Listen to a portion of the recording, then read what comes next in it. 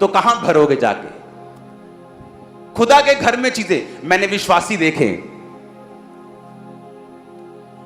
अपने पास्टर्स से अपनी लाइफ की चीजों को छुपाते हुए, ऐसे यहां पर भी हैं। मैंने अपनी वाइफ को बताया, वो ये बंदा, ये औरत, ये वॉलंटियर अपनी लाइफ को तुमसे छुपाती है, बताती नहीं। तुम भी मत पूछना, रहने दो अंधेरे में। और उनको लगता है हमने छुपा लिया। कुछ नहीं छुपा, हमें मालूम है।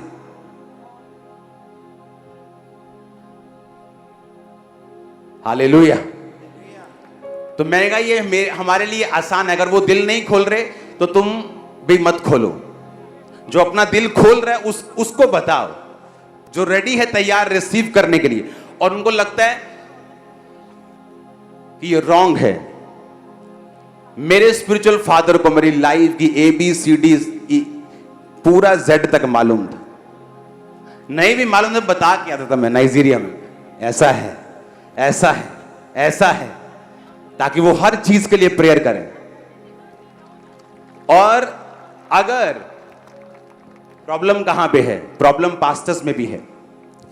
जब एक विश्वासी उनकी चर्च से चला जाता है, तब वो उन्हीं भेदों को उनके खिलाफ इस्तेमाल करते हैं, क्योंकि उनको उनके भेद मालूम होते हैं।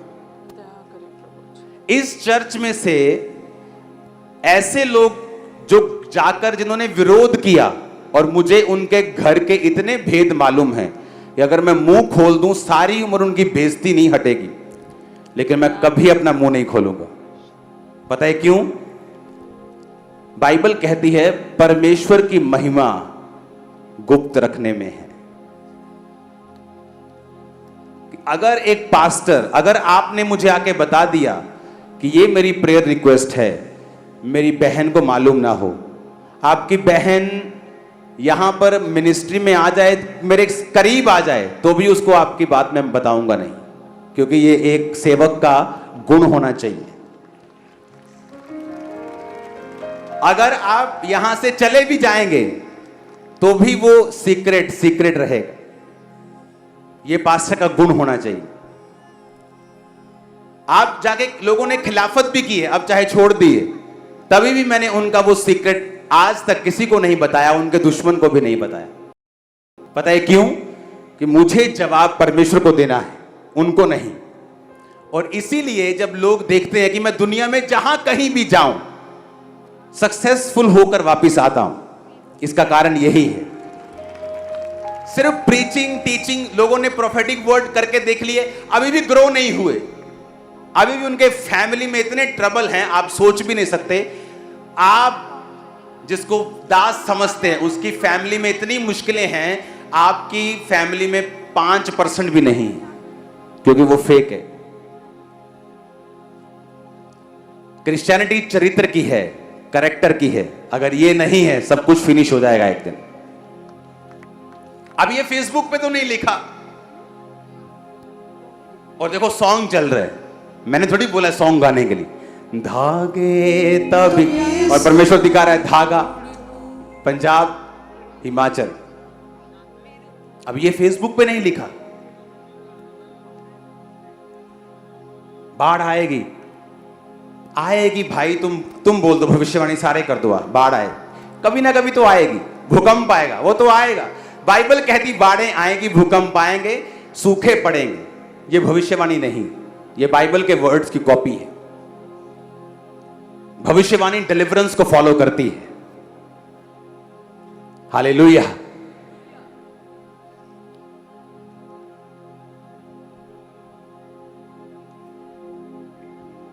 ये फेक लोगों ने एक दिन क्या किया, एक पास्टर की वाइफ को भविष्यवाणी कर दी, तेरे बेटा होगा।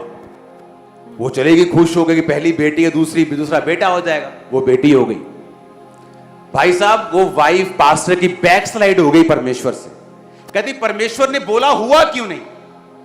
उसको मिलकर बताया गया कि बहन, परमेश्वर ने नहीं बोला, ये किसी ऐसे इंसान ने बोला जो परमेश्वर के वचन का रूप धारण करके है, लेकिन परमेश्वर का दास नहीं है। उसे समझ आई कि अच्छा, प्रभु ने नहीं बोला, किसी और ने बोला। प्रेयर हुई, तीसरा उसके बेटा हुआ। खतरनाक है क्रिश्चियनिटी में ऐसे लोगों का आना, इसलिए मुझे आपको अवेयर करना जरूरी है, ताकि लोगों को मालूम हो, जब उनके साथ ऐसी घटना हो, उन्हें मालूम हो परमेश्वर ने नहीं कहा था, इंसान ने कहा था। Hallelujah, hallelujah. आप ब्लेस्ड हो, आप हील्ड हो, डिलीवर्ड हो। ये अपोस्टल जी, ये बच्ची जो है कहते कलीसिया में बैठी थी, और क्या हुआ जब पापा ने प्रेयर किया, क्या हुआ? पापा मास प्रे कर रहे थे और मेरे हाथ में ऑयल आ गया। और हम देख सकते हैं ऑयल आ गया। Hallelujah, hallelujah. सब कुछ होता। हालेलुया। बस ये भाई जो हैं, इन्हें पैरालाइज का अटैक हुआ था और अपने पैरों के बल खड़े भी नहीं हो पाते थे, और आज जैसे ही कहते हैं कि मास प्रेयर हुआ, इमरजेंसी सेक्शन में थे और परमेश्वर की आग ने कहते छुआ, और ये भाई खड़ा हुआ आज कई सालों के बाद और चलना शुरू किया।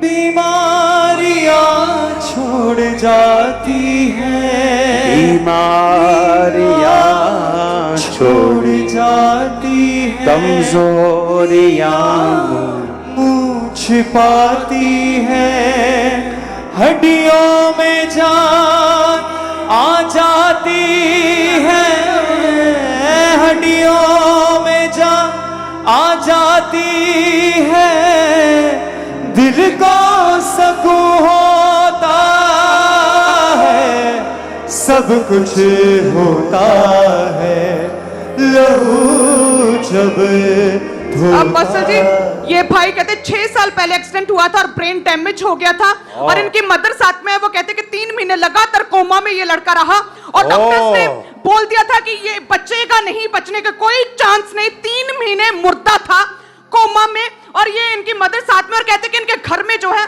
ब्रेन के अटैक होते, पागलपन के अटैक होते, ब्रेन डेड हो जाता है। इनकी 2 लड़कियां भी सेम ऐसी ही थी, और कहते ये लड़का था एक ही मात्र सहारा घर का, और इसे भी ब्रेन डैमेज हुआ और पूरी तरह से कोमा में था। खुदा ने छुआ, होश में आया, जीवित हुआ, अपने पैरों के बल खड़ा हुआ। बीमारियां छोड़ जाती है, कमजोरियां मुझे पाती है, बीमारियां छोड़ जाती है, कमजोरियां मुझे पाती। यहां पर प्लीज प्रोफेशनल बंदे को रखो, नहीं तो साउंड का नुकसान करेंगे ये लोग।